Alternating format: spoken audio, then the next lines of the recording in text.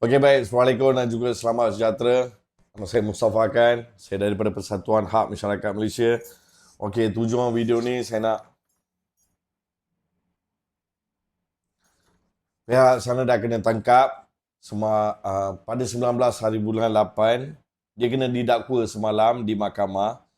Okey, dia bayar 3,500 denda. Kalau tak bayar, dia kena penjara selama tempoh 6 bulan.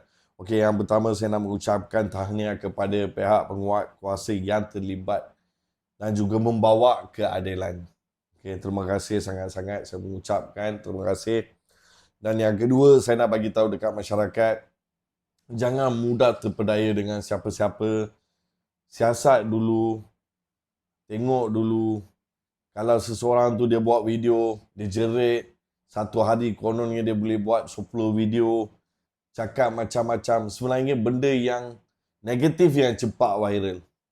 Kalau kita buat benda yang positif, agak lambat. Biasalah kan zaman sekarang. Okey. But apa yang saya nak bagi tahu kat sini, akhirnya terbukti siapa yang scam, siapa yang menipu rakyat, siapa yang kononnya jadi pengurusi, siapa yang kononnya bagus sangat.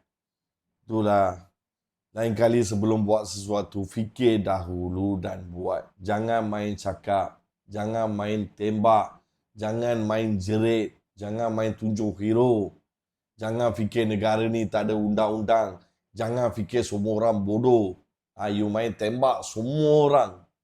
Saya tengok dalam you punya profile. Mentah-mentah tak ada orang bagi pengajaran. You main tembak semua orang. Mana boleh sesuka hati buat macam tu, bro. Tak boleh, bro. Okay, bukan bro, bro.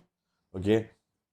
And also, kepada masyarakat, apa yang saya nak bagi tahu, saya sebenarnya bukan nak menjatuhkan dia ataupun apa-apa. Saya terpaksa. Sebab dia bawa benda ni kat masyarakat, jadi saya kenalah buktikan balik. So, that's why. Okay. So, kepada dia pula, bro, kalau boleh, lepas ni, I harap you berubah. I tak nak menjatuhkan you. I pun tak nak malukan you. Okay. Kalau boleh berubah, kalau boleh daftar NGO tu, biar betul-betul daftar. Nak bantu tu, biar bantu dengan cara yang betul. Buat pejabat. Okay. Buat mesyuarat agung. Adakan AJK. Buat cara proper. Jangan ambil duit masuk ke dalam akaun sendiri. Setiap benda perlu dinilai. Okey, pernah tengok tak NGO besar-besar gaduh antara satu sama lain? Takkan, bro. Ada standard. Ada standard. Confirm standard. Diorang takkan gaduh dengan ni takkan gaduh dengan ni takkan gaduh dengan ni. Ada standard. Tapi cara awak tu tak betul. Okey, so tolong memperbetulkan cara awak. So, itu sajalah. Okey. Kepada siapa yang mempunyai masalah alung ke pinjaman wang blessing, kena scam hilang duit dalam pelaburan ataupun whatever, kamu boleh datang ke PHMM terus. Kita ada 6 cawangan di seluruh Malaysia. Okey. Itu saja daripada saya. Assalamualaikum dan juga selamat sejahtera.